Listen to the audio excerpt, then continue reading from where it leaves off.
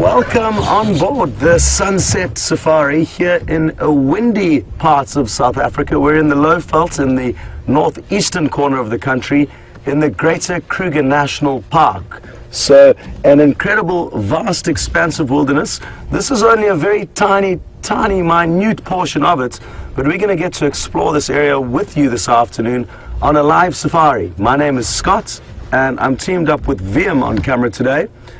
We've got Nikki in the final control room with Kirsty lending her hand, and James is headed out on another vehicle with Jean-Dre.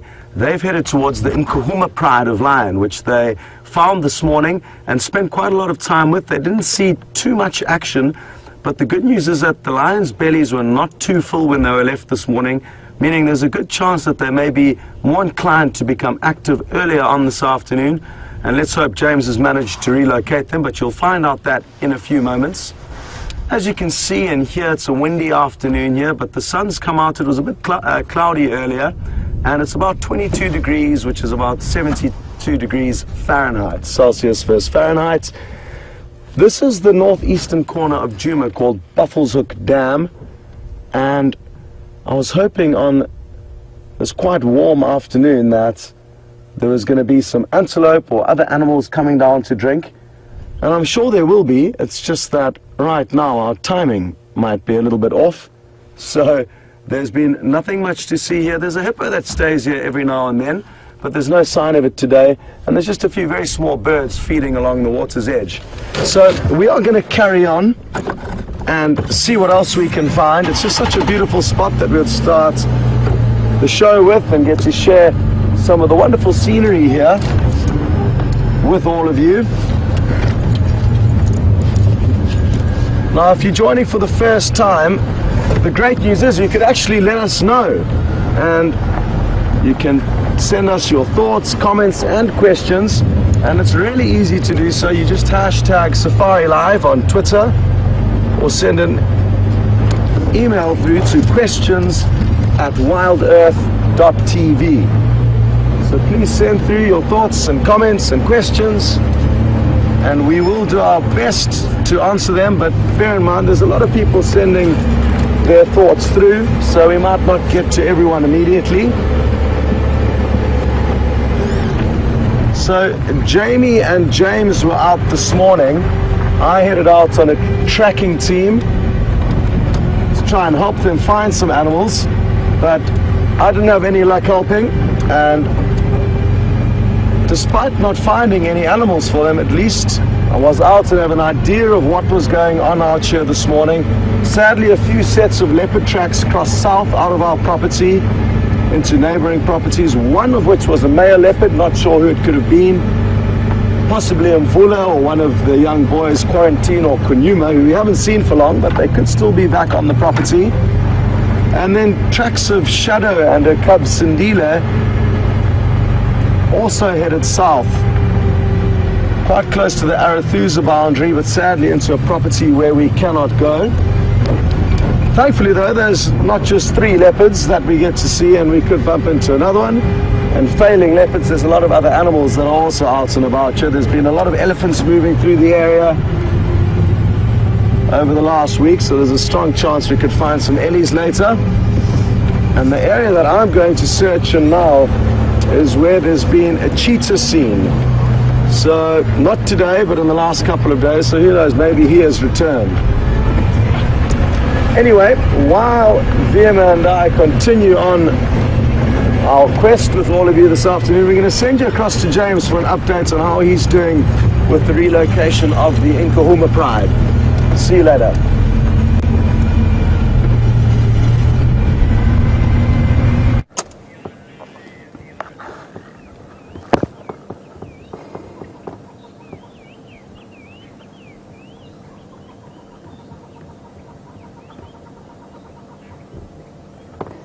Hello everybody, welcome to Wendy on this quite sumptuous afternoon.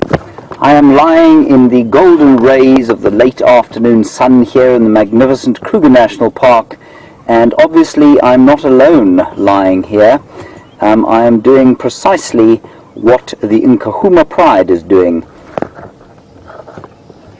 And I must say, doing what I am doing makes me understand how magnificent it must be to be a lion. It's a delicious afternoon.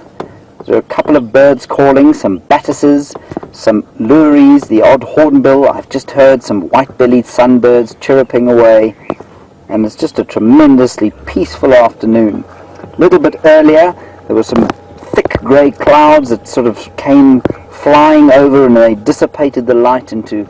It was equally as beautiful, if slightly more ominous, but those have cleared away to reveal an almost perfect afternoon, I think. Right, enough of that silliness. We'll now drive a little bit closer to the lions and enjoy them. I think we'll probably spend, or somebody will spend, much of the afternoon with them, depending on what gets found elsewhere, just in case they do hunt. Remember, they were looking like they were going to hunt this morning, and for those of you who weren't with us this morning, we found them in just around here. They were originally found at the Gowrie Dam, and then we had some elephants in and about the same place. Wonderful elephant sighting, and it was really quite nerve-wracking at some stages because we were in some very thick bush when the elephants happened upon us, but it was a tremendous privilege to spend some more time with them. Then the lions came out and eventually fetched up precisely where they are now, and we'll go and spend a bit more time with them. And what I'd like for you to do this afternoon is, we know this pride pretty well, and a lot of you know it exceptionally well. We've got the 8 lions there. The male is Junior, who's obviously easy to identify, and then there are the 5 adult females and 2 young females. What I want to do is to try and get an idea as to how to identify them as individuals. We know the one lioness has got very orange eyes. We know one of the youngsters has got a cut across her shoulder that looks like it'll probably scar. So those are 2 nice identifying marks. Not as easy with lions as it is with leopards. So let's go and see if we can't find some sort of identifying marks, and in so doing we'll be able to keep tabs a bit more accurately on exactly who's who and who's doing what in the pride. Thank you once again for all your questions and comments this morning. Please keep them coming. Hashtag Safari Live or questions at WildEarthTV if you're on the email, and let's enjoy them. Let's see what happens. Somebody has made a comment about my legs, them being nice. That's very kind. It's not true, but it's very kind. Thank you, Susie. I have the legs of the 3-banded plover, which is a sadness in my life, but you know, that's how it goes. Here we go. So they've really hardly moved at all from this morning. Which is not surprising. They're not that hungry. It's not hot by any stretch. It's about 22 degrees, as I'm sure Scott told you, 72 Fahrenheit. So it's nice, it's very pleasant. And sometimes the breeze gets up, and I think it's blowing from the opposite direction to what it was this morning. So when we're looking at the lions to try and identify them, we need to try and find some sort of permanent features, an obvious scar, different colored eyes, for example. Nothing that's going to heal or change.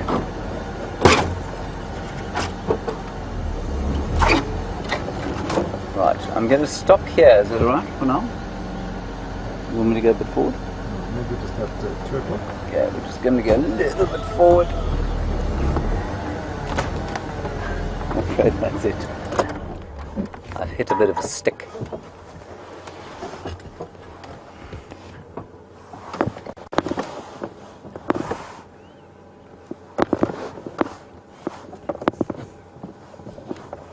There they are, all still here from this morning. Not being particularly confiding in that their eyes are all shut.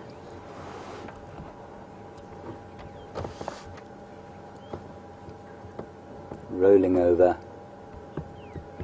And like I say, lying in the, you know, it's a very pleasant afternoon. I mean, in summer we would try and get out of the sun as much as possible. But as you can see, the lions here are doing exactly what I was doing, just enjoying the delicious rays on a very mild afternoon in Africa.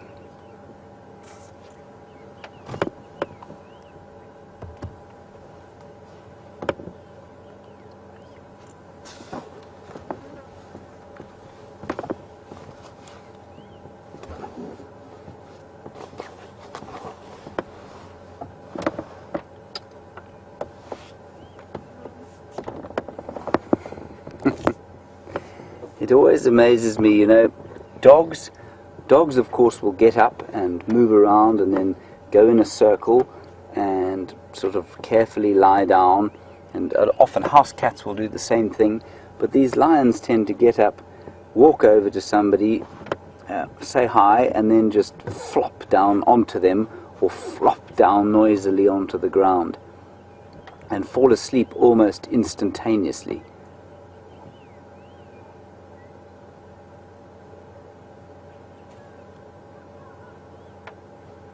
So just try and listen out. We're going to have a little listen for about 20 seconds to the different bird sounds that we can hear. Just give you an idea of the sort of atmosphere that's being created here.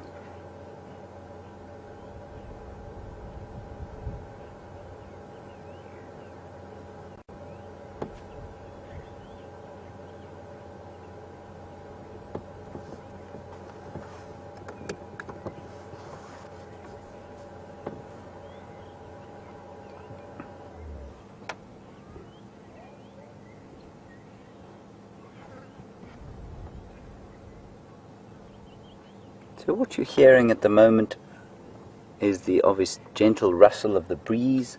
You can hear the odd white-browed scrub robin calling as the sun comes out. They don't tend to like to call when it's shady. The odd lory and some hornbills going. Some chin-spot battises, or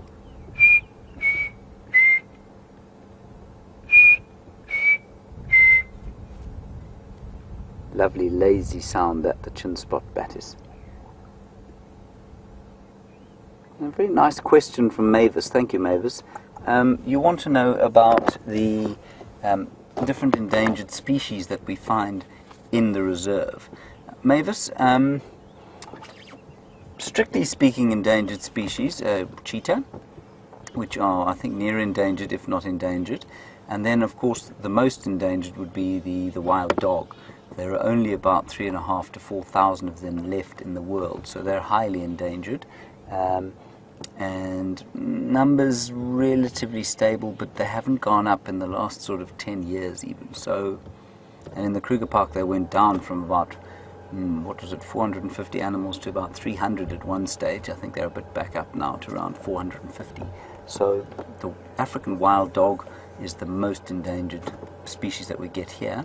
And of course there's the black rhino, which they probably see here, say, once every 5 or 6 years, I would think.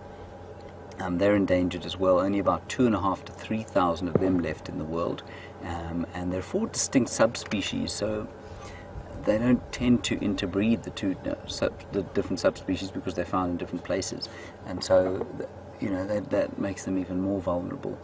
Huge amount of work being done on rhino at the moment. At the moment, white rhino are okay. They're probably near threatened rather than endangered, and that's sadly a position that's changing. But hopefully we'll get on top of that as the poaching comes to an end with any luck. And then maybe as if we look further afield, things like lions they're so crucial to ecology that we need to watch their numbers quite carefully. We think that there are probably about 20,000 left in Africa, which it almost sounds like a lot when you say it until you compare it with the size of a human population. And I'm not talking about a world human population, because the number of 7 billion, which is how many of us there are, is so big that it's almost unfathomable. I mean, to us and the way our minds work, if you say 5 billion, 1 billion or 7 billion, the actual proportion of 20,000 to that number is totally unfathomable. So what I like to think about is let's take a medium-sized town. I'll use Vladivostok for example, because I've just been there. Vladivostok has about 700,000 people in it. Now that's one small city in a very big country, and what that means, Mavis, is that 20,000 lions is an absolutely minute number for such a vast continent. And remember that they are the keystone species or keystone predator of the area, and So, sorry, I'll finish this discussion just now. We're going to go across to Scott now. He's got some ground hornbills.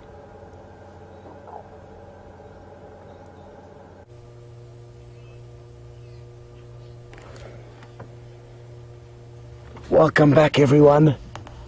And we've got seriously lucky here.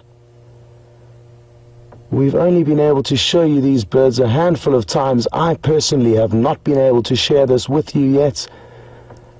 And this is the southern ground hornbill. I'm sure there'll be more nearby. They do move in family flocks.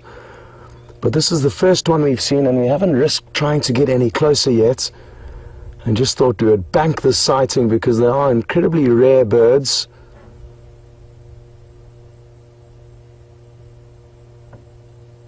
I think possibly as few as 250 in the whole of the Greater Kruger National Park, which is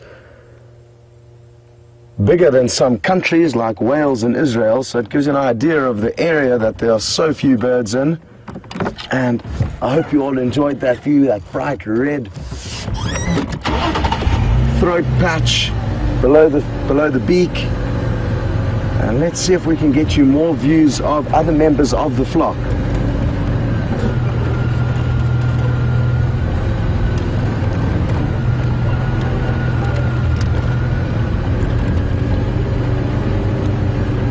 And we've just had a question through from Mavis asking, what are the endangered animals that we see in the reserve? This is certainly one of them. So there we go, Mavis. You have actually got to see one of the rare and endangered species of this area. Oof. There it is. It's in very, very thick bush. VM has spotted it. Just going to see if I can find a little gap. A lot of you have actually heard them calling on the Djuma live cam and have asked specifically for us to try and show you them. But we have had very few opportunities to do so. They're bizarre looking birds. They can fly, but they do spend the majority of their time on the ground, feeding on a host of different prey items. Snakes, lizards, frogs, baby birds, insects. A wide variety of different prey they'll feed on. I'm wondering what we should do next. It's a tricky one. I'm almost certain there are more than one bird here, but the rest of the flock must already be up ahead of it. They're usually in about flocks of 4 to 8 in this area. A few times we do get to see them. I think what I'm going to try and do is carry on along this road a little bit. It's going to be tricky to work out what to do there. There's a big open clearing behind us down one of the main cut line roads, and they could well feel comfortable feeding on that very open area. So I'm not sure if we should go back there, although now I've just got another glimpse of it. Anyway, let's just carry on and see what happens. I'm not confident we will be able to get you another view, but we're certainly going to try our best to. The reason why they are endangered is because their nesting sites have been limited in number by us as humans coming in and cutting down dead trees for firewood and also burning the bush more often than it naturally was burnt many years ago by lightning strikes. And as soon as the fences were put up around the Kruger National Park, even though it's a huge area, it was believed that constant burning, creating fresh green shoots, was the best thing to attract animals. And yes, it does, but there are adverse effects, and one of those adverse effects are the nest sites. The cavities within dead trees of these ground hornbills became few and far between. So without nesting sites, naturally their numbers started to plummet because they had nowhere to raise their young. Subsequently, there's not as much burning done in the Kruger National Park, and firewood is brought in from outside, so their nesting sites are beginning to rejuvenate, but it takes trees many years to grow and then die and then become these natural cavities for the birds to nest in.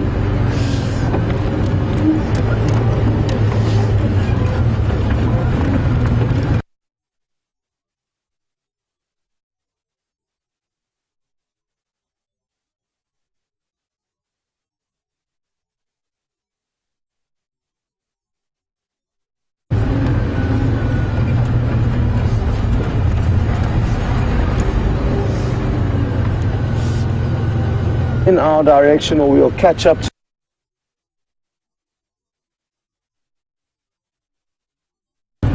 their nesting sites are beginning to rejuvenate other members of the flock. There's a very small chance that it family flock and go off and look for a flock of his own.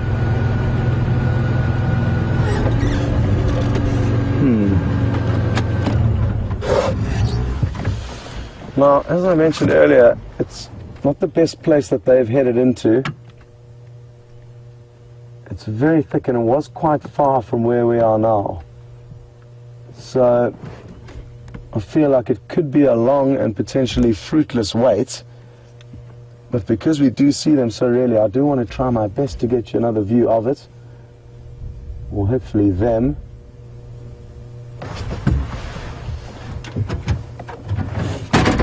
What I will do though is I'll get out my book and be able to show you a few more closer up images of them.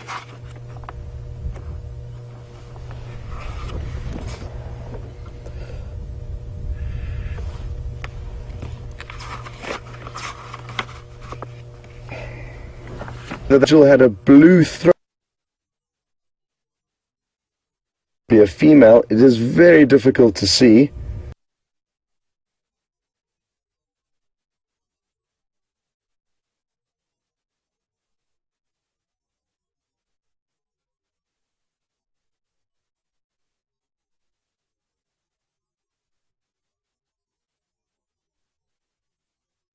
Be a female. It is very difficult to see, especially from that distance.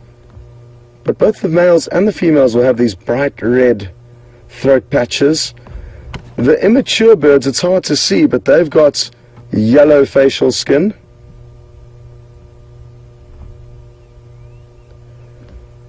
And I'm just reading here, this book, which was made a few years ago, said the population was stable at 250 birds. But this book is about 4 or 5 years old. And they're quite similar to turkeys, I guess. In terms of size, it would have been up to your average human's knee. So about knee height. And interestingly, they sometimes carry around their prey. I said they feed on a variety of different prey species, but often if they do catch something brightly colored, they will give it to other members of the flock as a gift, and you see the other members of the flock walking around with this brightly colored prey, like a brightly colored lizard or a brightly colored bird, only eating it much later on and carrying it around like jewelry. So that's an interesting trait of these birds.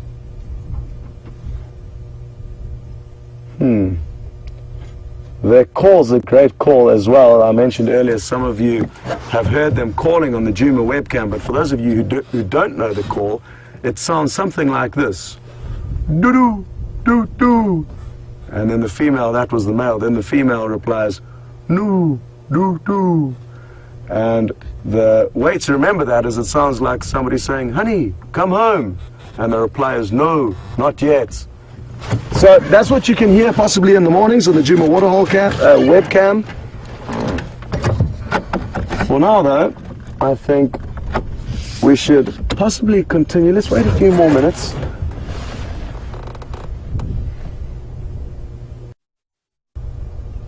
Let's see if you guys can help me find it.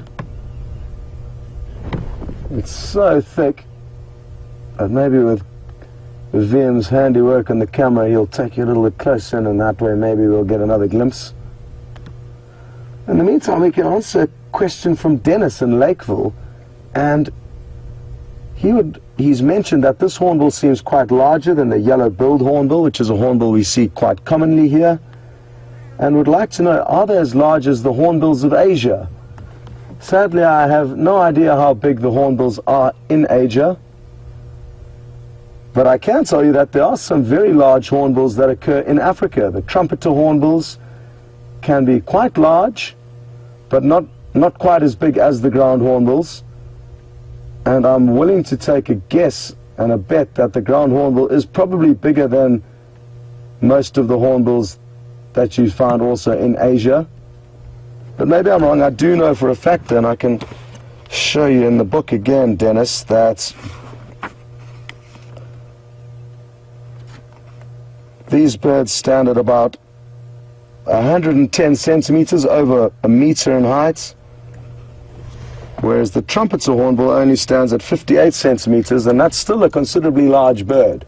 So this is the other very large hornbill that we would have a very small chance of seeing here. They typically follow the river areas, which we don't have here at Djuma. But this is also quite a large hornbill of about 58 centimeters, it says. So half the height and about a quarter of the weight of a southern ground hornbill. A southern ground hornbill here is apparently around 3.5 kilograms, about 7 pounds. Whereas the trumpeter is only about a pound.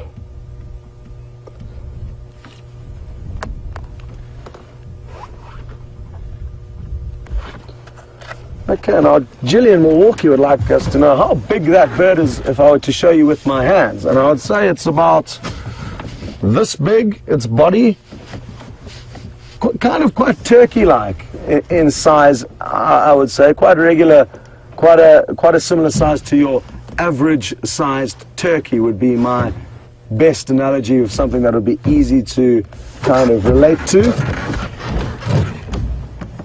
Let's carry on a little bit and see if we don't have any luck. Sure it hasn't popped out behind us.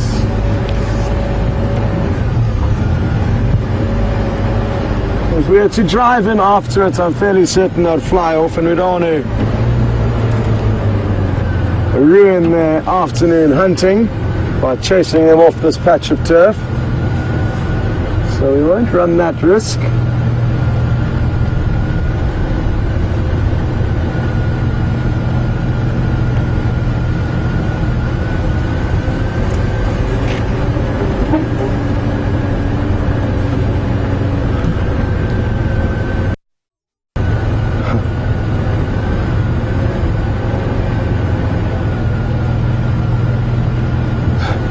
We've got a great question through from Renosters, and I've obviously noted that we always refer to going to Buffelshoek Dam, which we started the show earlier on, but cannot actually go onto the Buffelshoek property. So how does that work out? It's a good question, Renosters, but I guess simply because it's very close to the boundary of Buffelshoek is the reason why that name was given to the dam. It doesn't make much sense. There's also a Djuma waterhole on another property, so the official name for the dam here is the Vuyatela Dam.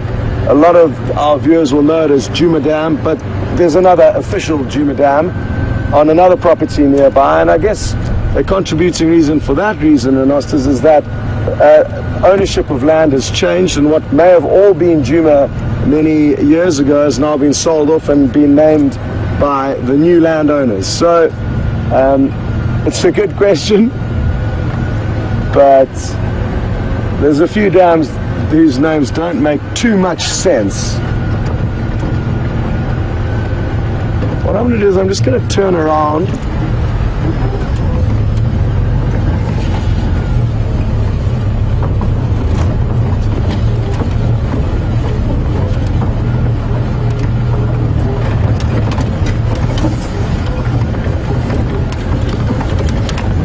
Got a question through from Carrie, and earlier we were discussing why hornbills are endangered, and Carrie, when she was out on safari, was told by a guide that hornbills will often only raise one chick at a time, and that can be true, but it's not always the case, Carrie. I have seen several flocks with multiple juveniles within them, but it can often be the case with predatory birds that only one chick will survive, which means it's slow going for building populations. So that is true, but it's not always a guarantee, Carrie. They sometimes do raise more. but certainly a contributing reason to why their lack of breeding sites and their very slow and kind of inefficient way of only raising one chick every season means that their numbers have been battling to recover, even though now their nesting sites have begun to increase due to the fact that we now realize why their numbers have decreased. And isn't it interesting how conservation methods have changed over the years? All the conservationists who've worked in the Kruger National Park have meant well in their plans by putting in a lot of water holes and burning every year, but in doing so they've learnt a lot about how it can negatively impact if you do try and alter the environment too much.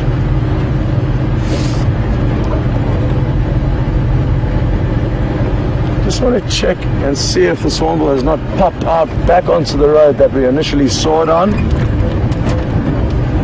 Failing that, we'll check another main road that I said they might like feeding on because it's nice and open.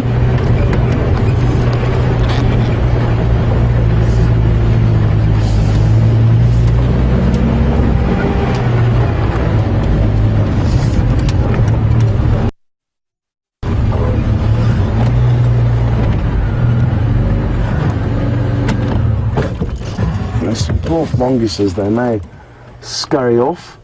No, VM's too quick. Just seen 2 of them so far. And possibly they will be joining up with the rest of their colony. They usually live in colonies of 10 to 15 in this area. But just these 2 visible now.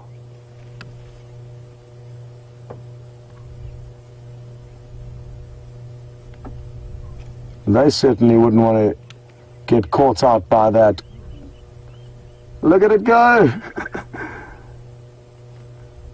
It certainly wouldn't want to get caught out by that ground hornbill. Certainly small enough prey for a hornbill to attack.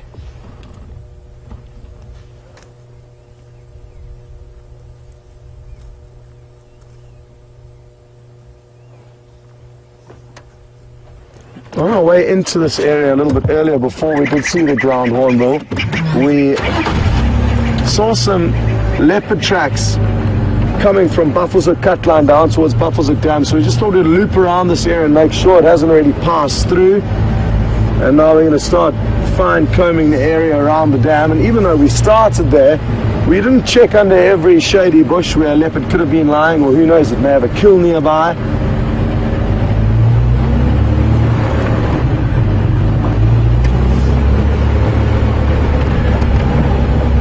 So good prospects for a little bit later on. I just want to take you around this next corner and see if these hornbill haven't popped out. Failing that, we're going to send you back to James.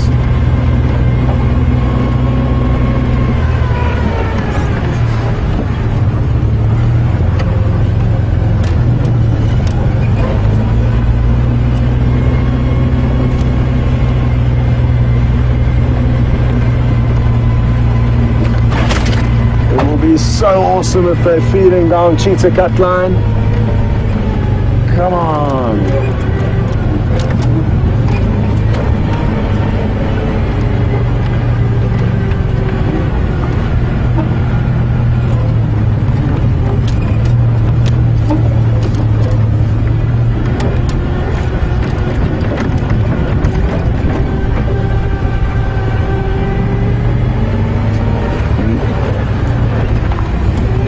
No immediate sign.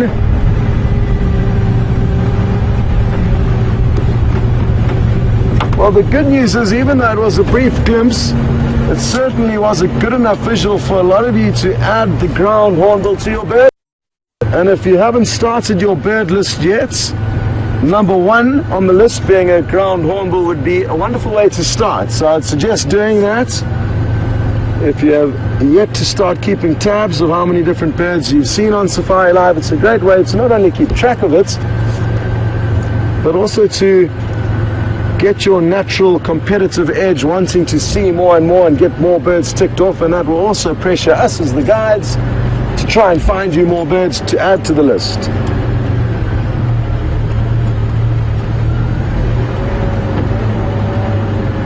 Well, it's not looking promising, and I think the ground hornbill is slap in the middle of this block between Cheetah Cutline and Drakensberg Road, which run parallel to one another.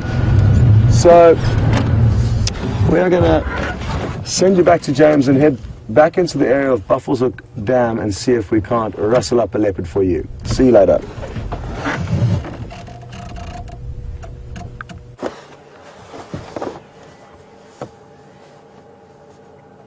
Hello everybody, welcome back to the Nkuhuma Pride, which has, I think one of them has rolled over once while you were away looking at that fantastic example of an endangered bird. Mavis, I hope you enjoyed that. Endangered bird, the ground hornbill. So I just want to quickly finish what I was saying earlier about the number of lions there are left. So we think probably around 20,000, so not very many, especially when compared with human populations. So the little villages just outside the Kruger National Park, there are over 9 million people there. So the number of lions in the whole of Africa is really a very small number, and we can't afford for it to drop much below what it is before major effects will be had in natural areas, because they are the ecological apex predator, and that means that without them the balance of things would change substantially. Would that be bad, or would it be worse, and what would it actually mean? It's difficult to say, but it would definitely change things substantially.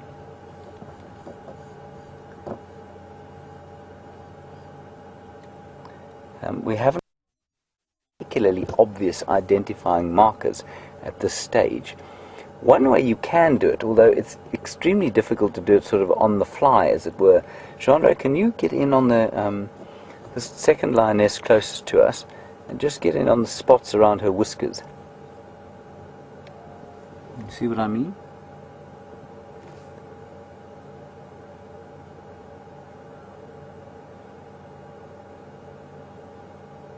Now those spots there, you know, the sort of whisker spots, are apparently a unique pattern.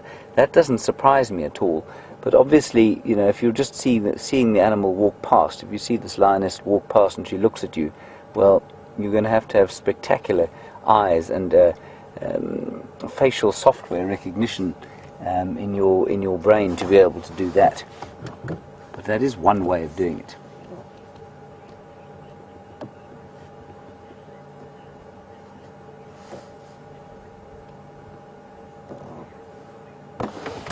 Hello, Dennis in Lakeville. You want to know, quite interestingly, have I looked at the noses and noticed different pigments? Dennis, I'm not sure if you're referring to this in terms of identification of the cats, but I have noticed it, and it's common in lions. What happens is, Dennis, and this is not a hard and fast rule, but it is quite common, is that lions are born with pink noses, and they get blacker and blacker as the lion gets older, and by the time they're 6, the nose is normally completely black.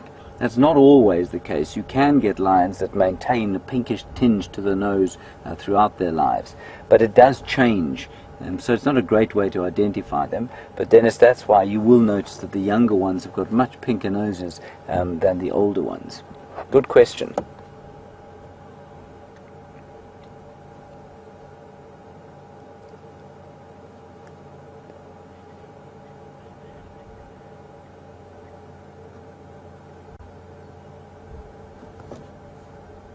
The other thing to look out for, so now you can see a pink nose, or pinkish nose. You'll notice Junior definitely has a pink nose. If he lifts his head, which I'm sure he will do at some stage today, you'll notice the pink nose, and especially on the 2 subadults, you'll definitely notice pinkish tinges. And on the older females, Jean-Ray, which one are you on at the moment? The distant one. Facing us. Okay. The one close, oh, I see the one you mean. The one second from the end here, or second closest to us, which we'll go to just now, is the orange-eyed female, from what I can see when we came in here.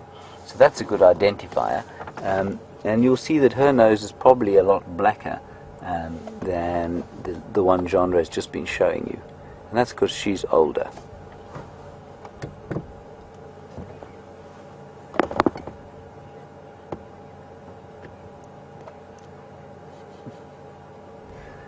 Hello Cecilia, you want to know if Orange Eyes has given me a little wink yet, because she seems to love me. For those of you who don't know, I had a bit of an experience with her. She came up to the car, and normally they walk past and carry on their way and don't pay me any mind, or pay us any mind. And this orange-eyed female turned, looked, took 2 steps forward and stared up into my eyes, and my heart stopped briefly. Not from a sense of romantic desire of any kind, but mainly for fear. But no, she hasn't actually, Cecilia. I did see her this morning. She didn't seem to recognize me particularly.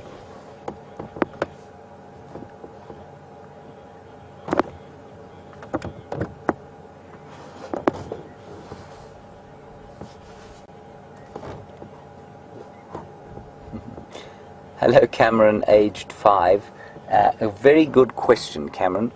Why do the flies going up the lion's noses not bug them? Cameron, I think you'll find that they probably do to some extent. So you see them flicking their ears, so they don't like the flies on their ears. But their noses are probably a lot less sort of sensitive on the outside than yours is.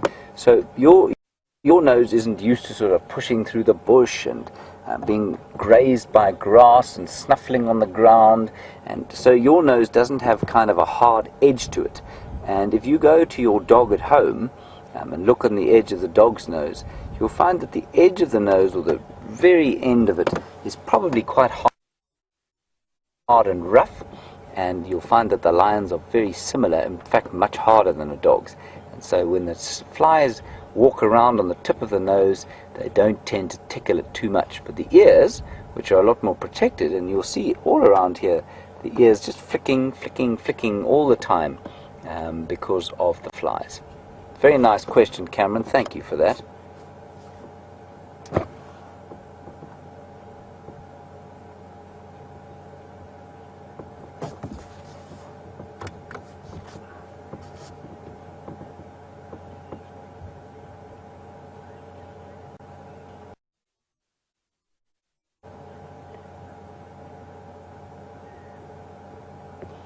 Hello Anne. An interesting question. You want to know, you say a leopard's tail makes sense. I'm not entirely sure what you mean by that, but then you go on to ask, why does the lion need such a muscle? I think maybe you're talking about a cheetah's tail in terms of the weight of a tail. Cheetahs definitely have very heavy tails, which act a bit like a rudder and a counterbalance.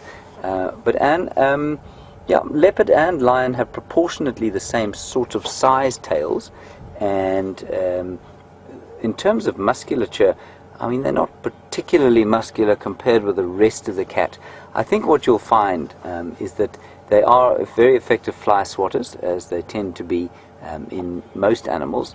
They're also very effective signals when they're hunting, and I'm sure their weight probably also plays some kind of counterbalancing role, although I've seen very successful tailless lionesses who don't seem to have any trouble hunting.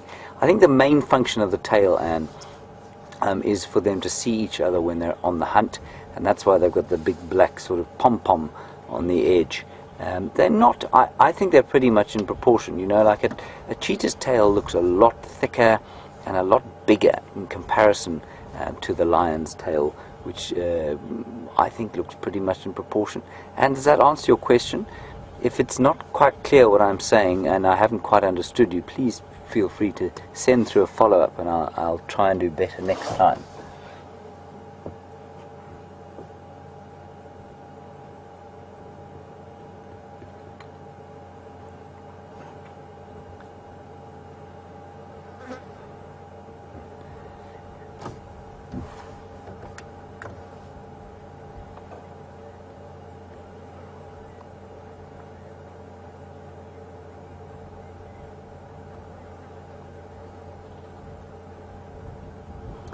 So, football expert, nice name. Following on from that last question from Anne about the tails, you want to know why they've got these sort of the tails where none of the other cats do. And football expert, the reason is because they're the only social cat, and they need those tails when they're hunting. So you can imagine them walking through the bush at night where it's dark and it's probably windy, so they can't quite smell where they've gone. But what they will be able to see is those black bobbles popping up in amongst the grass. And remember, they see much better than we do at night, and they see much better contrast than we do. So they see much more light and dark. So that very dark kind of light absorbent pom-pom on the end of the tail is very obvious to somebody with eyes like lions have. And so when they're on the hunt, they'll be looking for it, and they'll communicate with it by probably sticking it up and letting the others see it. It's obviously also important for the cubs when they're following their mothers. So football expert, it's a following mechanism. It's a communication device more than it is anything else. The leopard has a very white patch underneath the tail, and that's mainly for cubs to follow. And then they tend to fold it down when they're actually on the hunt. The tail also, for Anne and football expert, is a great indicator of the cat's mood. Exactly like with your house cat. When your house cat is flicking the tail from side to side, you can tell they're going to pounce, or when they're not happy. If you come across a lion and she's looking at you and flicking her tail from side to side, your best course of action is a fairly sedate but definite retreat, because it's often the precursor to a charge.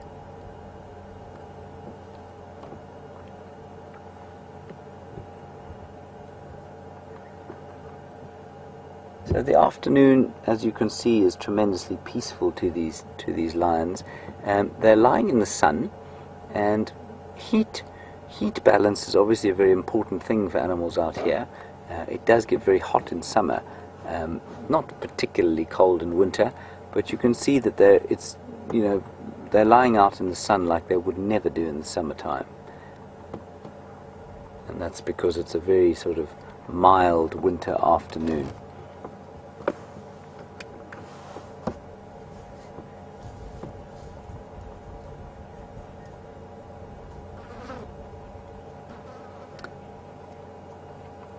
Hello, Pamela. Pamela, you want to know how well do lions smell? Pamela, I think lions smell exceptionally well indeed.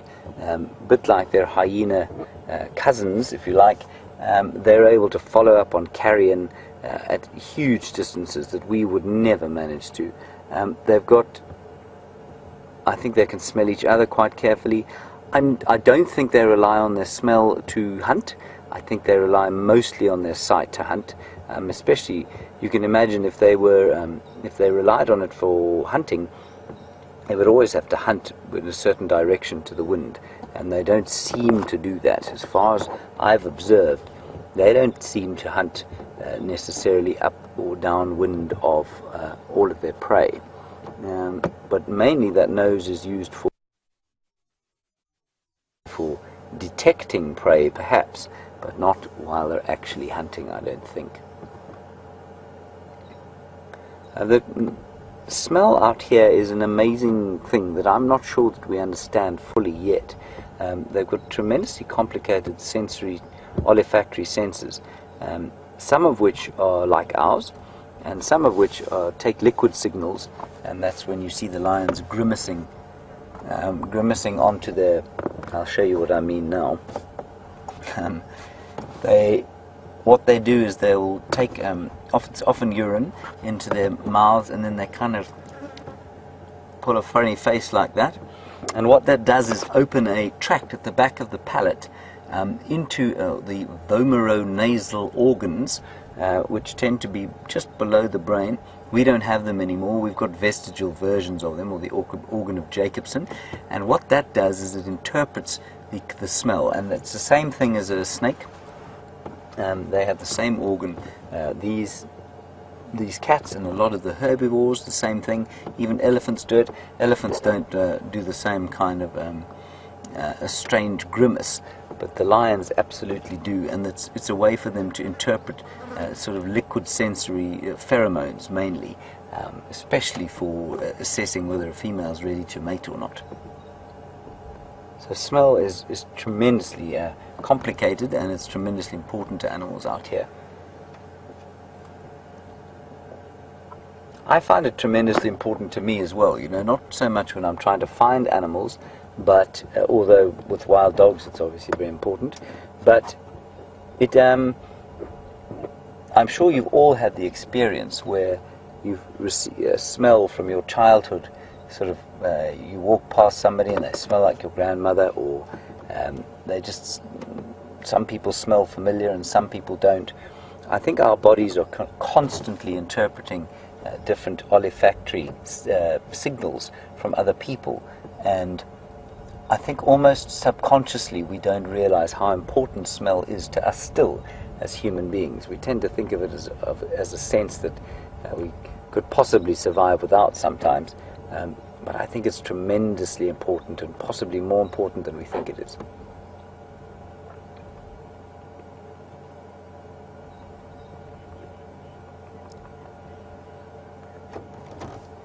So there's not a lot going on here, and let's have a poll, shall we, as to whether we should stay or go. We can go and look for some other things and then try and come back here a bit later if you like. Otherwise we can just hang around and see what this rather special pride of lions, with whom we're privileged to spend the amount of time we are, we can wait and see what they do. So let's have a quick 2-minute poll. Stay or go is the response on hashtag Safari Live, or questions at WildEarthTV.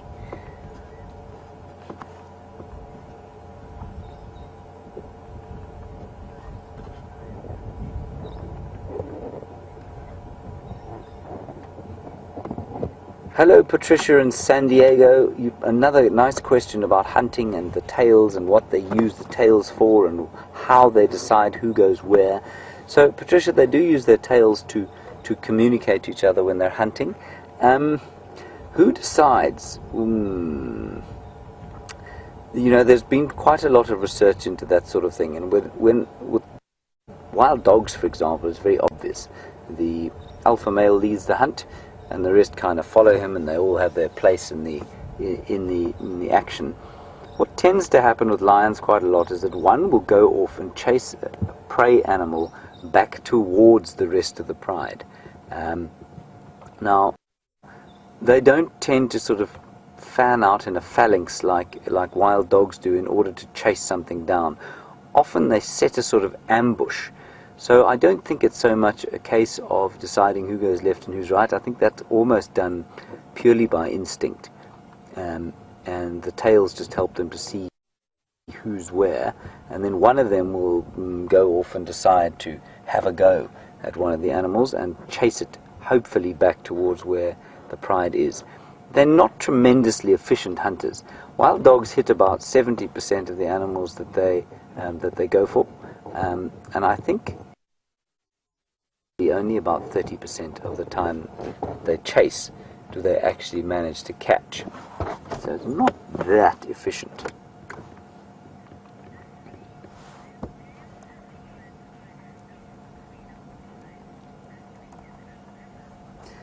Hello Ashley in Alabama. You want to know if the orange-eyed lioness is still the queen of the pride.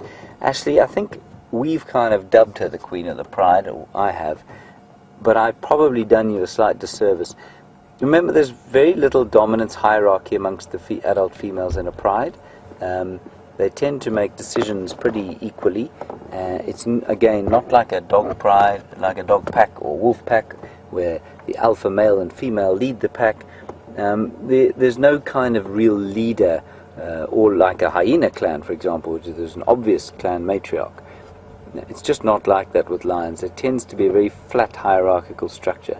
So while we tend to think of this beautiful orange-eyed lioness as the queen of the pride, there isn't really strictly a queen of the pride, actually. But for us, we can enjoy the orange-eyed lioness and call her the queen. Why not, indeed?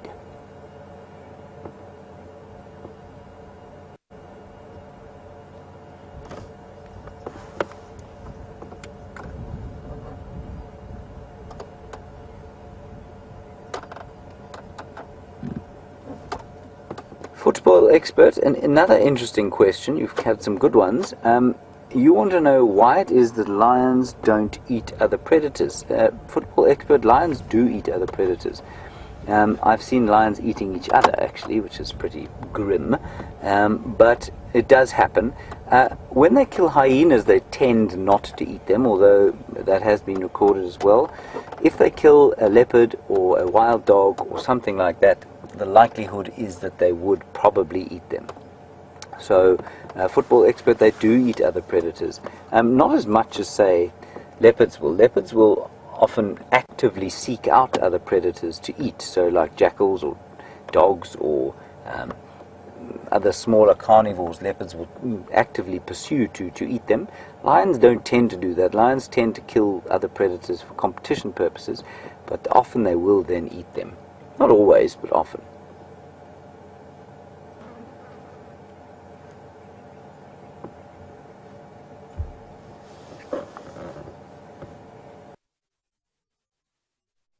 A couple of answers coming in on the stay or go.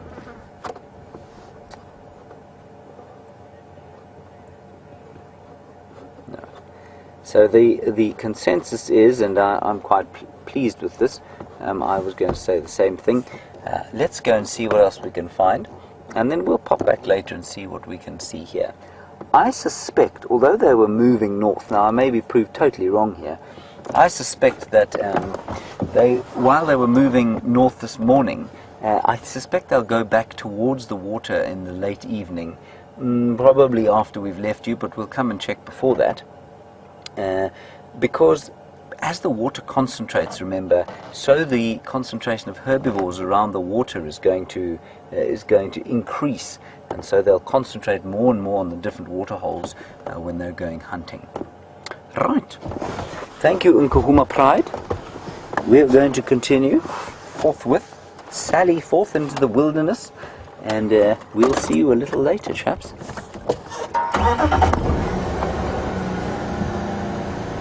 Sorry for the intrusion.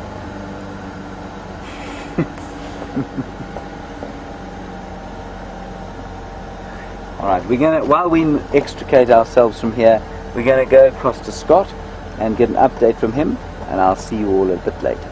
Thanks for your great questions while we've been sat here.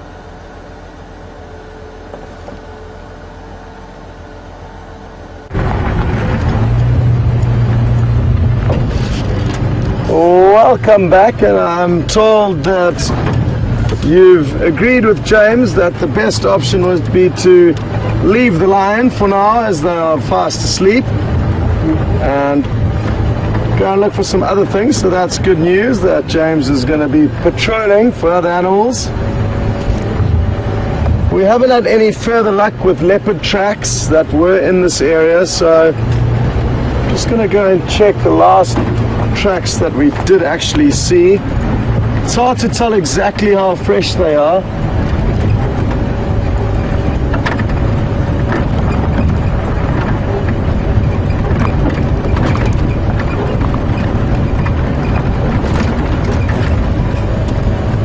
But the reason why it's so difficult in these winter months is because the ground is so dry and dusty. Tracks look good for several days after they've been laid down, and even though there's a busy road here, or one of the cut lines that has been driven down, it eliminates the tracks on the road, telling us it's not very, very fresh. Vehicles have driven over it, but it could still be from the early hours of the morning. I just want to check, there's a prominent pathway that runs down over here. The leopard was heading down in this direction, so possibly it has taken one of the major highways.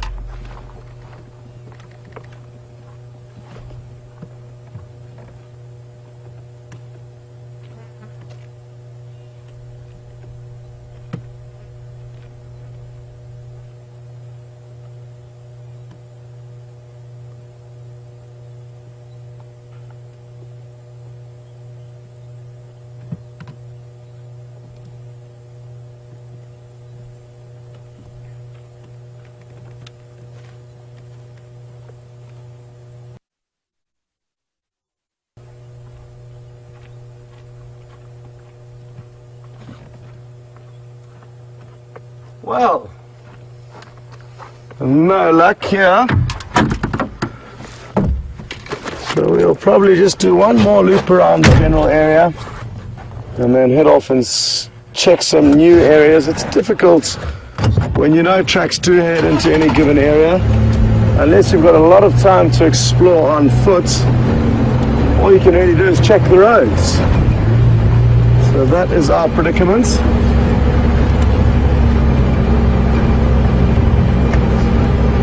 I must say a very big thank you to Dennis, who's done some research on the hornbills of India, which is a topic we were discussing earlier after we saw the ground hornbill. And he's let us all know that the wingspan of the biggest of the hornbills, the great Indian hornbill, is 5 foot, and they weigh about 4 kilograms, around 8 pounds. So not much heavier than the ground hornbill that we get here, but it is the biggest. So I was wrong when I said I don't think the Indian hornbills would be bigger than it. And isn't it wonderful how we can share knowledge and facts just like what's happened now? So thank you very much, Dennis. Last station, go again. Speaking of birds, James has just found another very pretty one. Enjoy. We'll see you later. As possible, please. Okay. Hello everybody, we've just quickly pulled you away from Scott very briefly to look at that magnificent bird. It's called a grey-headed bushshrike, and although it's pretty camouflaged there, it's gone. It's got a beautiful orange breast. I'm going to quickly show you a picture and then we'll go back to Scott. It's got a lovely call, a sort of plaintive whistling call that goes.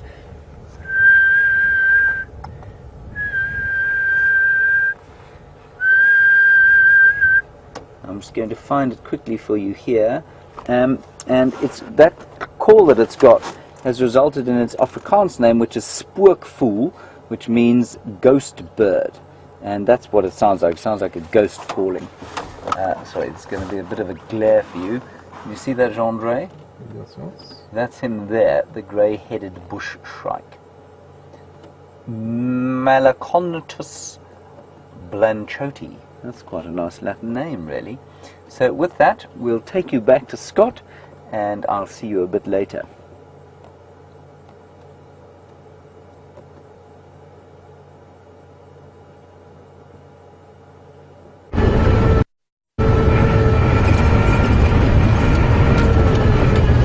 Well, I'm glad you got a glimpse of that very pretty little bush shrike. It's one of the great things about winter. We get to see a little bit deeper into the bush, and the animals tend to be a little bit more understanding of us. I don't know if it's just because of the harsh, dry times, or simply that they don't have as many hiding places, but we are getting to show you some animals now in the winter months that are very difficult to see in summer when it's thick and green. To add to your lists, because not quite as round hornbill, they don't get seen very often.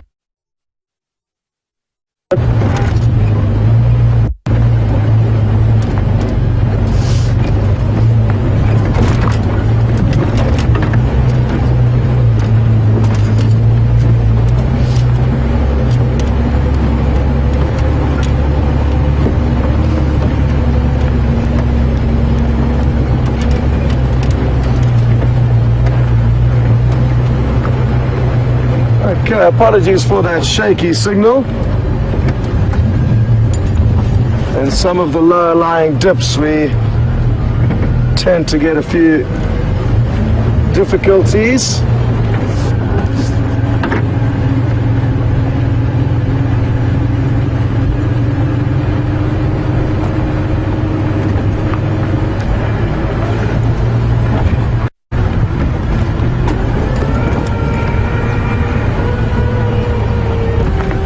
Gail would like to know, how does our smell have an effect on the animals, be it perfume or soap or cigarette smell or any smell really that may be on a human. To be honest, no effect at all. However, I think one thing that should be mentioned is females are menstruating. There's a chance elephant bulls could take a fancy to you, which is not something you would want. So if it is that time of the month and you are on safari, you should bear that in mind, especially around elephant bulls, because they have been known to pick up that scent and come in and investigate eagerly. So other than that one specific smell, any other smell that we as humans may smell like or cause us to smell differently to animals has no major impact on them, because they are foreign smells that don't serve any harm or any function to the animals. It's not something they would associate with danger or food. So whether you smelly or squeaky clean and soapy, the animals will not bother. Occasionally though, elephants do lift their trunks up to smell us, but I've never seen any major negative reactions.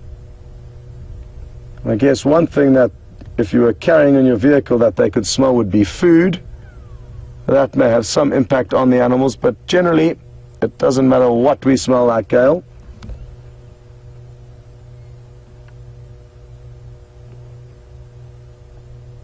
Well, thanks, Vian, for taking us up to that far corner of the waterhole. But all is peaceful and quiet here at the Buffelshoek Waterhole. So we're going to send you across to James, and we will go and find something else to look at.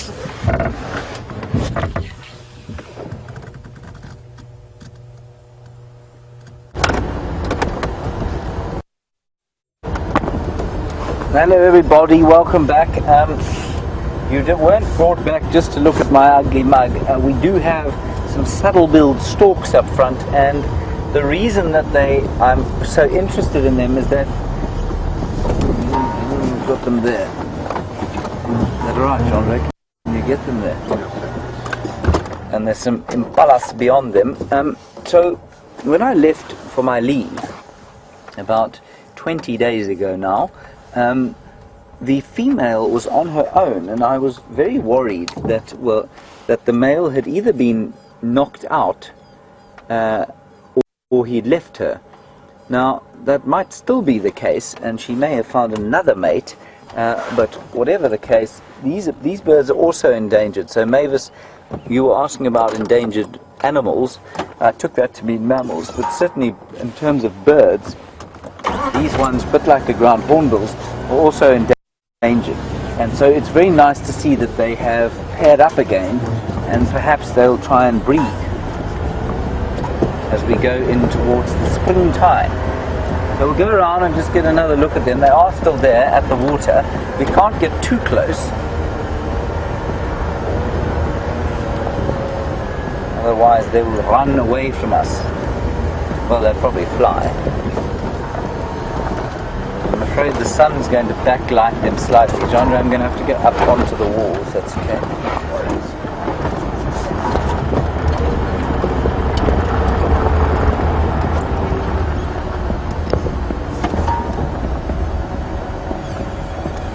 There we go.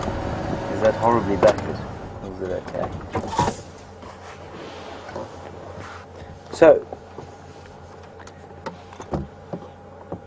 what you need to look at here, if you want to see which is male and which is female, the one to the right is the male, the one to the left is the female, and you can tell that because of the yellow eyeshadow she has around her eyes. It's the easiest way to remember. That's definitely a male. Whether it's the same male, managed to produce some form of little stork offspring during the spring.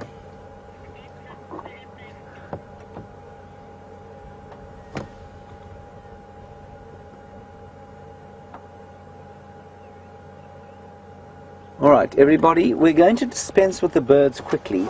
Somebody has just found Sindile, so we're going to go across to Scott. He is not there, but he's too far away to get there quickly. I'm going to try and get there as fast as possible, and I will see you shortly, hopefully with a leopard. See you now. Craig, can I make my way there, please?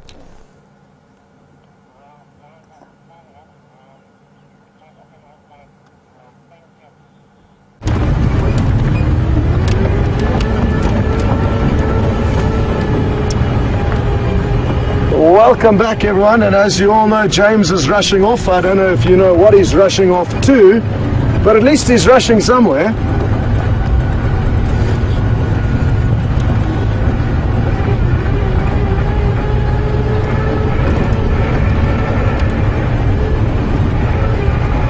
And interesting, I wonder how close Jamie and myself were when we were following Shadow and Sindile's tracks this morning. They most certainly did cross south of our property, but obviously between the game drives he snuck back onto our property, so he's just north of our southern boundary, and that's why James needs to hurry to get there. He could very easily cross back over the road and then no longer be seen.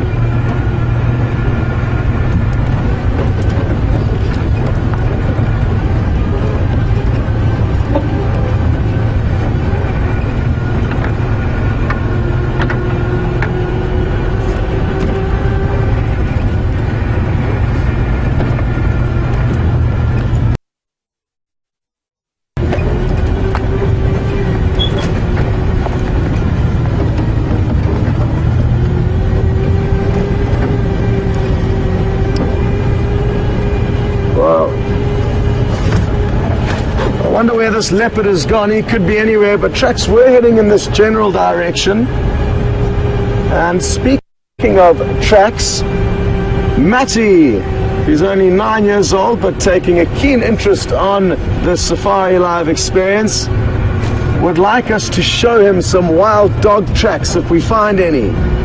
And that's a good idea, Matty. We don't get to show you those tracks very often, so we certainly will. I'm not sure where I will be able to find you some clear prints, because we haven't had them on Djuma for a while, and the tracks that were on Arathusa yesterday also weren't very neat and tidy. So unless they are clean and crisp, it wouldn't really make too much sense for us to show you, because you wouldn't get a good idea of what to look for. But what I can tell you is that it'll be quite similar to a regular house dog's track.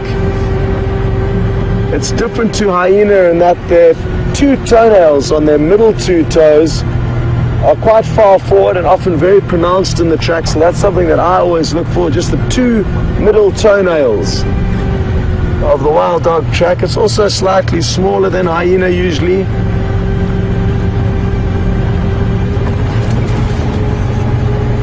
But we will definitely keep an eye out, Matty.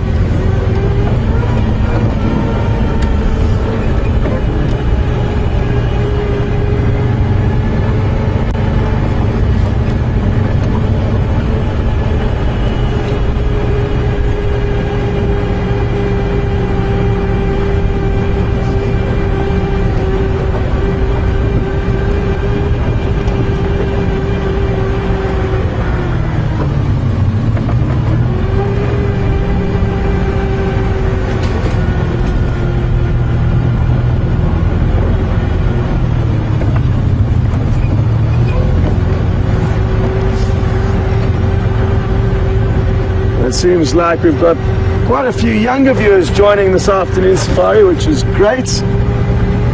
And the next one's from 16-year-old Charlie. Good to have you with us, Charlie. Charlie would like to know, where are all the golden orbweb spiders? Quite big spiders that we often see in the summer months. Charlie, it's a good question. Sadly, they are all dead. They will all die out at the end of every summer, leaving behind only their eggs, which will hatch and probably the next couple of months towards the end of winter, beginning of summer. And then slowly over the summer months, they'll grow from tiny little spiders into quite big ones that we'll see towards the end of the summer months. So it doesn't make sense for spiders to be around at this time of the year because there's not enough insects for them to catch in their webs. So they are only active during the summer months, and during winter their eggs lie dormant. It's quite nice, and we'll try our best to show you them growing, but in the beginning they're so small they'll be difficult to film, but depending on how lucky they are and where they've built their web, they can grow quite quickly depending on how much food they catch.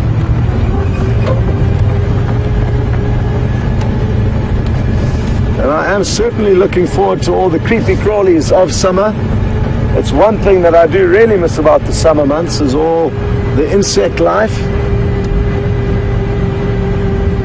Other things we can expect to change is we can have about 200 new birds that are going to migrate for our summer. So it almost doubles the population of this area. There's about 480 birds plus minus that you can see in the Greater Kruger National Park where we are. And like I say, 200 of which come for the summer months.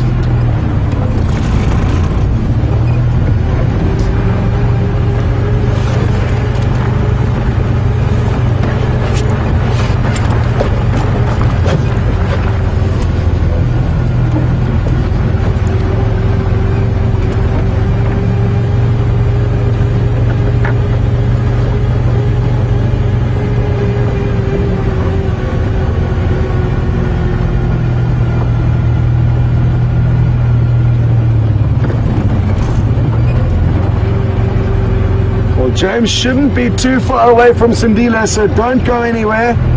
I'm sure in the next few seconds you're going to go across to a beautiful young male leopard. And it sounds like he could be showing some interest on impala. I've just been listening to the radio a little bit as we drive. And Craig, who found him, said there are some impala in the area, and even though it's unlikely that he'll catch one, he certainly might try his best to do so.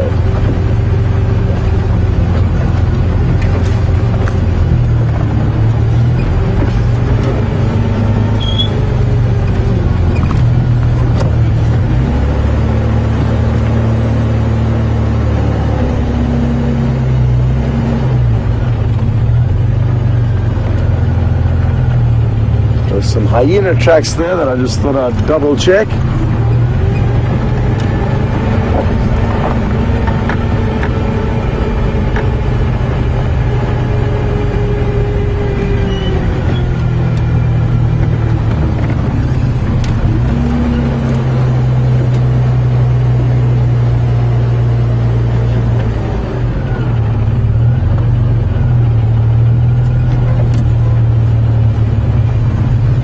Some of you, especially if you've been if you are joining for the first time, may wonder about our safety when we get out the vehicles. And Denny has asked what kind of threats would we potentially come across, poisonous snakes being one of them. Yes, certainly snakes are something we could come across on foot, but not poisonous ones, venomous ones. And it's a mistake that I used to make, and a lot of people make. Ingested, not injected, and that is why the more correct term for snakes is venomous, not poisonous. If you eat a snake or you eat the venom of a snake, it will be fine most of the time, unless you've got a very deep laceration in your mouth. The venom has to be injected into your bloodstream for it to cause any harm to you. And there's a chance of that happening when walking on foot. There's quite a sluggish snake called the puff adder. Rather than slithering off when it hears it's coming, it may just lie and wait and rely on its camouflage. And if you were to step on it, there's a chance it could bite you. But most other snakes will clear out of the way for you. And it's most often people trying to catch or kill snakes that get bitten by them, or if you're unlucky and come across them in a confined space, which we typically don't find out here. So snakes are one thing that we could come across, potentially dangerous. Ticks are probably the most annoying of all the things that we encounter when we're on foot. You get these tiny little blood-sucking parasites, minute, called pepper ticks. You also do get bigger ones. And these pepper ticks can cause serious itching after they've bitten you. So ticks are one of the last things that I want to encounter when I'm on foot. The bigger animals typically don't cause too much trouble with us, but we do know what to do when we do come into contact with them.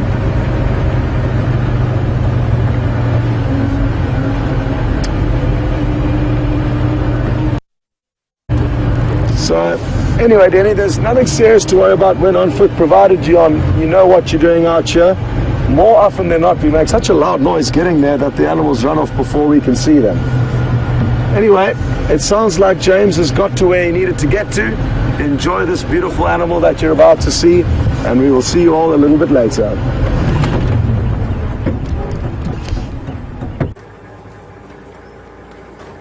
Hello everybody, isn't that a lovely thing to see? That is little Sindile, a 3-3 spot pattern, magnificent little Sindile, and he's just lying in the shade here out in the open. What a spectacular thing that is to see. I haven't seen him since I got back from leave, and I must say, I think I'm going to call this my favourite leopard around at the moment. He's very sort of chilled out and relaxed, and he's just got a very sweet little demeanour about him. I hope he survives. There's no reason he shouldn't, other than the slightly suspect parenting skills of his mother, Shadow. And for those of you perhaps new viewers, he is now probably 10, almost pushing 11 months old now. So he's pretty on his way to he's over the worst of the most difficult parts of a young leopard's life. They'll get more difficult again when he becomes independent, but at the moment he's in pretty good shape. And while we very seldom see his mother with him, she's apparently tried to raise 6 litters before this and failed each time. And we seldom see her with him, she's either coming back to feed him quite often and taking him to kills, or I think what's more likely is that he's got very proficient at hunting his own prey, so probably the scrub hares and perhaps the odd steenbok, but it might be a little bit of a challenge for him as yet. But certainly scrub hares and guinea fowl and franklins I'm sure he's eating, because he never looks very thin at all.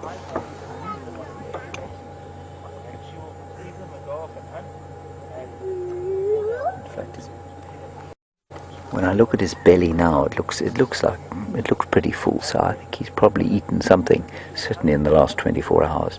Maybe a bird, maybe a scrub hare, not something very large, but he's clearly very adept at looking after himself when his mum is off hunting.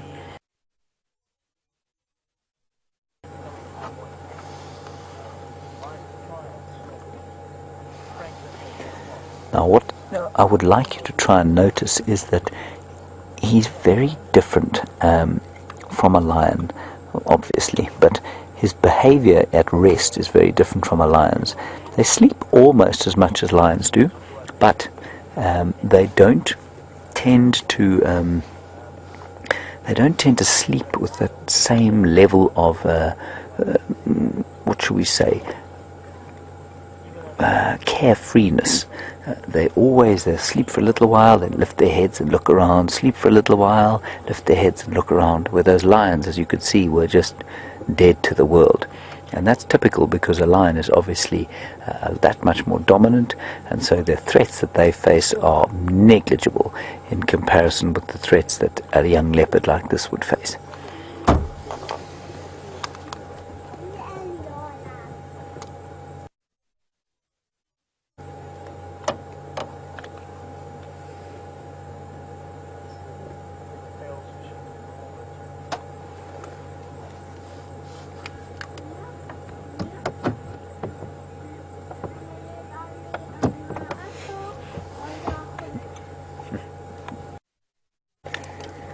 Hello, Dennis. Very nice question.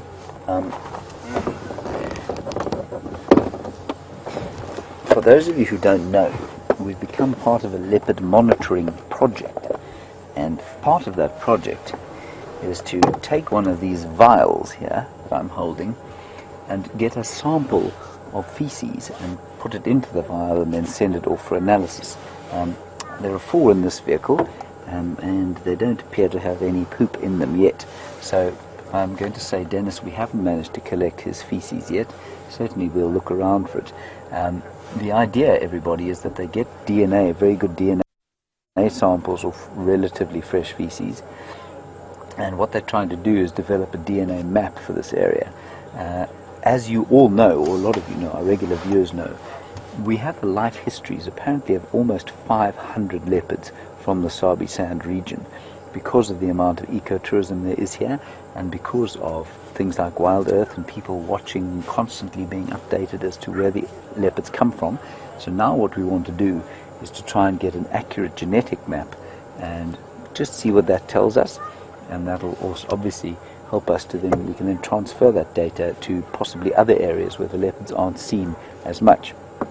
Very good example would be where I was in Russia, where you find a leopard, or a thing called an Amur leopard, which is this different subspecies, but same species as the one that we get here, and they don't see them much. They get them on camera traps. They don't have a tradition of ecotourism and viewing them like we do here, and I think that the research that is being done on the leopards here would help them to transfer that model that we have. I've just seen an impala sitting through there. No, Sindile won't pose any danger to it, but it's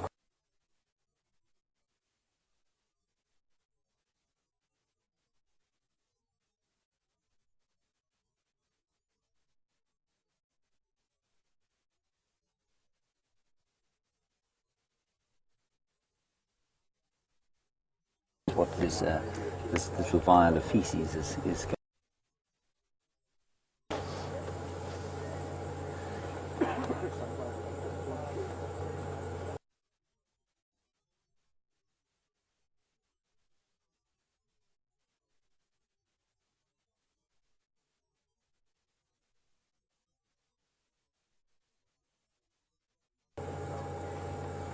So Georgianne, just confirming that Sindile's age is almost a year. Apparently beginning of August he was born last year. And so, you know, for a year-old leopard was almost able to look after himself.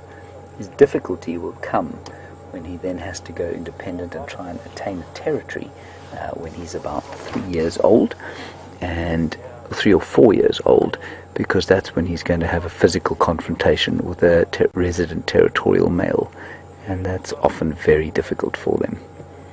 So in terms of being a nomadic young male on his own, living in and around his mother and his grandmother's territories, he'd be fine, I think, probably almost from now. Although it's unlikely he'll leave until about 18 months to 2 years.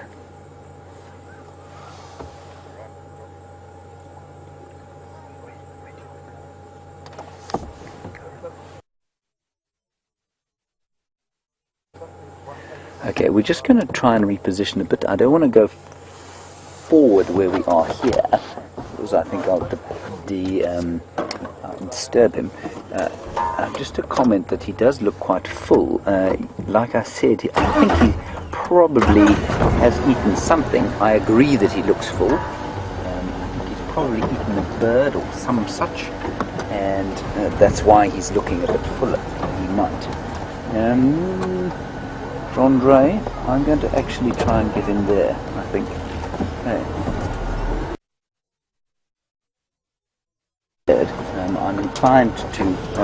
I'm inclined to acquiesce to his request.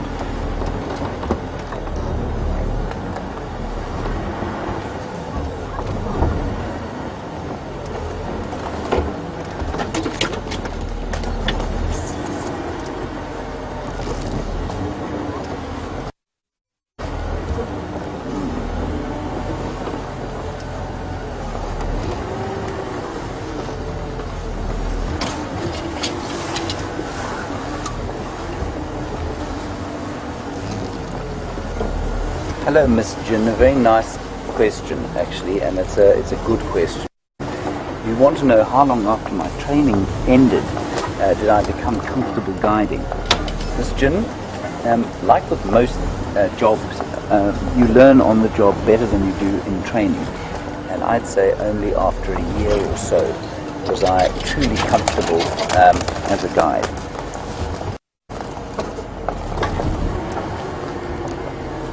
Right. Jandre,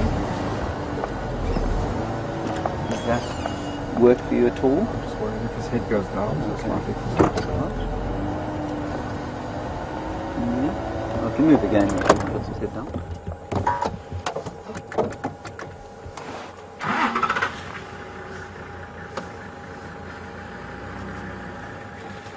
So we're basically on the southwestern boundary of the reserve at a place called Rebecca's Junction, Gowrie, Maine.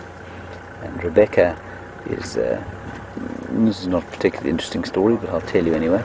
Rebecca is the daughter of the owner of Djuma, a man who's done a tremendous amount for both conservation and especially for the local people who live in pretty poor circumstances outside the reserve. So hats off to him, and that's his daughter Rebecca. Lovely shot up there of Sindile looking at us. So Miss Jin, a little bit back to your question while we just watched wonderful leopard lying here. My training initially was about 4 months long. That's quite long compared with a lot of places, and I was very comfortable in the bush by that stage. But in terms of guiding, and I truly believe that guides only become properly competent at the job after a year at least. I mean, obviously you get exceptions, you get particularly good ones, you get particularly bad ones, but about a year, I'd say.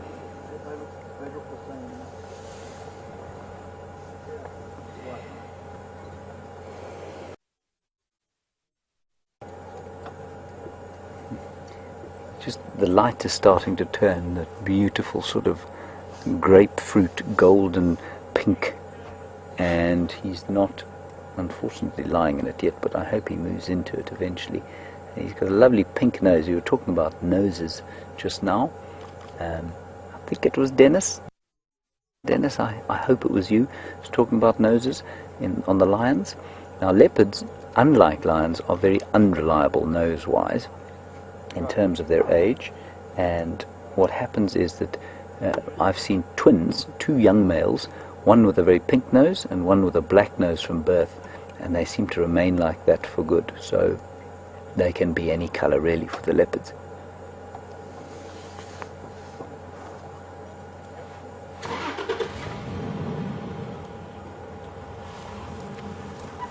He's a very nonchalant looking little chap, isn't he? He's now, did you see his head move there? His head moved because I brought my binoculars up to my eyes, and he suddenly found himself looking at a sort of what probably looked fairly strange to him.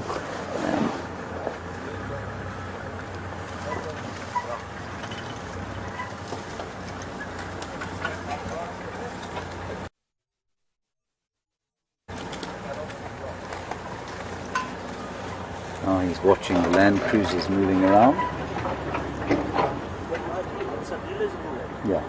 Yeah. Shadows. 3-3. 3-3, yeah. Okay. So what I was saying to that other guy there, he just came past and said, "Is it Sindile?" Which of course, I think this is definitely Sindile. And I said, it's a 3-3 spot pattern, which means the spots above the whiskers, he's got 3 on one side and 3 on the other, and there are other ways to identify leopards. That's one of them, and especially in the Sabi Sands where we see them so often, there are plenty of ways and different spot patterns that they have, different ways to identify them, and I know a lot of our viewers are particularly good at identifying leopards in different ways, and So that's how I do it with him, is that he's got very clearly 3 spots on either side of his nose, just above the whiskers.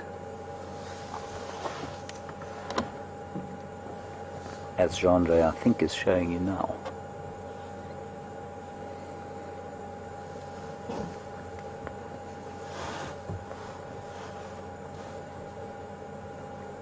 I must say we're very lucky that he's staring at us like this. There's another vehicle that's now got the back end of his head. Thank you, Sindile. It's most kind of you.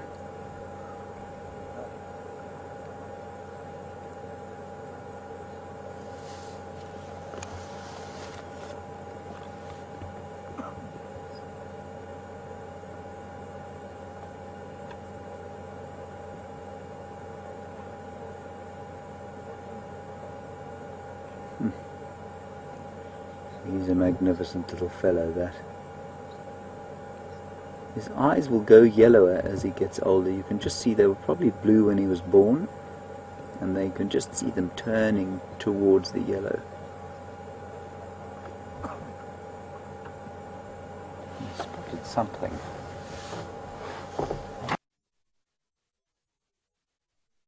Marla behind us, and he's now spotted them, of course.